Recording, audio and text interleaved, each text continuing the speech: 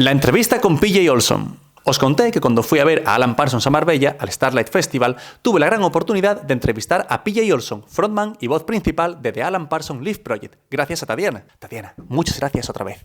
Al recinto solo pude entrar con mi mochila, sin trípode, sin iluminación, así que el set tuvimos que improvisarlo sobre la marcha. Usé una cubitera vacía para colocar una de las cámaras.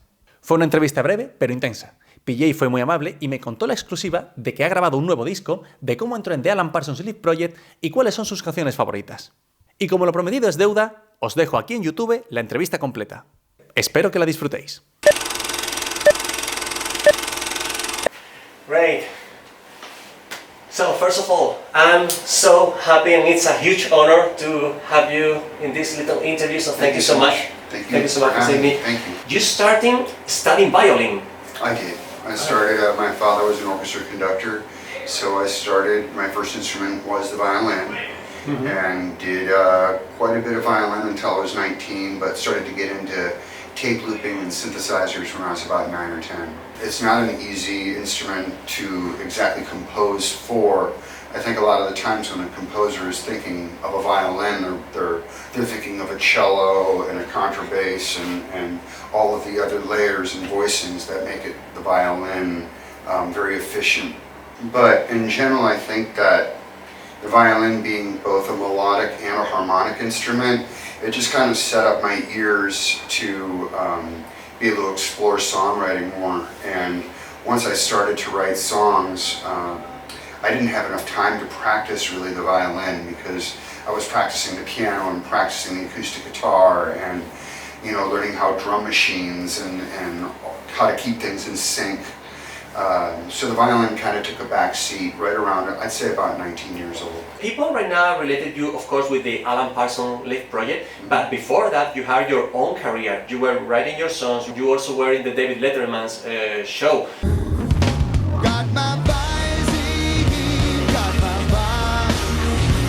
So how was the change from being your, let's say, your own frontman and your own artist to join to another band, in this case the Alan Parsons Band?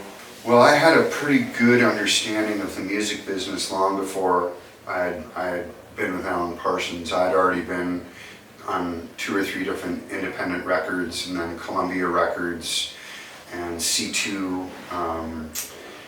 And, you know, I'd have to say that then with Alan, what I learned about as far as the music industry goes is how to tour and how to remain consistent, and as well how to understand the business so that you don't get hurt. But it was quite a different change actually to be on stage. First off, playing music that I grew up on or singing music that I grew up on, and I still am making records. I'm just getting ready to put one out. And I haven't put one out in about 7 years now, but I have a bunch of new songs that I'm just getting ready to put out, so it all still exists, and just moving forward with that now. How was this first contact with the Alan Parsons Project? The first contact that I had with Alan was through a friend of ours named David Pack from Ambrosia, and David had mentioned to Alan about my engineering and tape looping and like the electronic part of nothing about my voice at all. So when I started working for Alan, I was his engineer. And then along the way, maybe a few months in of me engineering for him, he asked me to come see his band live. And I was less than enthused with his current lead singer that he had at the time. And I let him know. And maybe a couple days later we were in his living room and I said, go ahead, break out your acoustic guitar and play Time. And I sang Time and he said, well, would you like to go on tour? Time flowing like a river. I think it was a Sunday or Monday. They were leaving on a Thursday, but I was just getting ready to have I wasn't, my ex-wife was just getting ready to have our 3rd child. And I came home and I said, well, I got asked to be the lead singer for Alan Parsons, you know, but they leave on Thursday. And I said, I can't do it because I can't miss the birth of this baby. And the very next day, my wife had the baby. So I got to spend Tuesday and Wednesday with Sophia, is her name, and then was immediately on tour on Thursday. Wow, what a mix of emotions, right? Yeah. Well, this whole thing is just a pile of emotions. That's. This is the part, your knowledge of music engineering, do you think it was crucial in order to connect with Alan? Yeah, I was very fortunate, again, growing up that I was surrounded by gear, and really beyond even playing violin, I really studied the theory of sound and how frequencies work together, and that's one thing that synthesizers and drum machines actually really kind of teaches you, and then the whole voicings and the actual writing of music just started to really actually. Most of the time, I don't really sit down to try to write a song.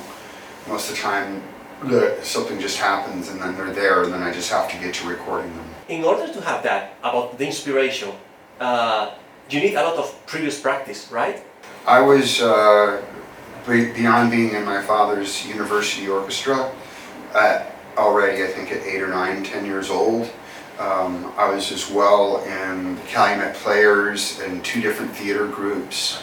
So all year round I was doing theater and learning acting and understanding, and just was always had an epiphany to being creative and being around creative people.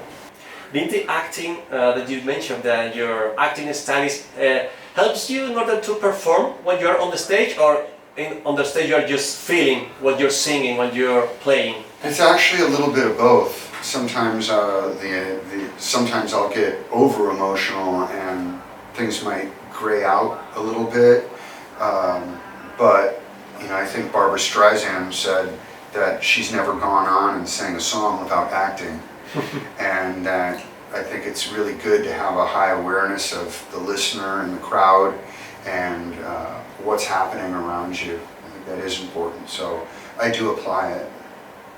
I want to ask you now, from your own songs and your own work, which is the one, let's say, the one thing that you feel prouder of? I would have to say that the current record that I've made is probably the one that I'm most proud of, because it's the most naturally organic, growing creativity that I had for that particular record.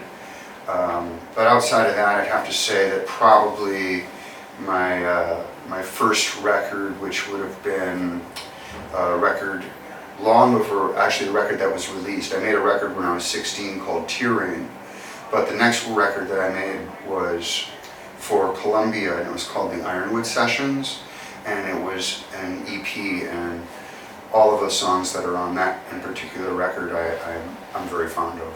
My last question is, which song do you enjoy the most to sing on the stage? My favorite song to sing is Time.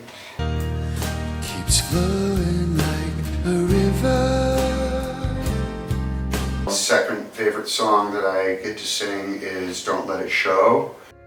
Though it's getting harder to take what they say, just let it go. Just let it go. And the third song that I love to sing is the one that we do with the orchestra, Silence and I. Oh, Silence and I is one of my favorites. We're two of a kind, silence and I. We'll find a way to work it out. And I love La Sagrada as well. Sagrada Familia. We pray the storm will soon be over. Sagrada Familia.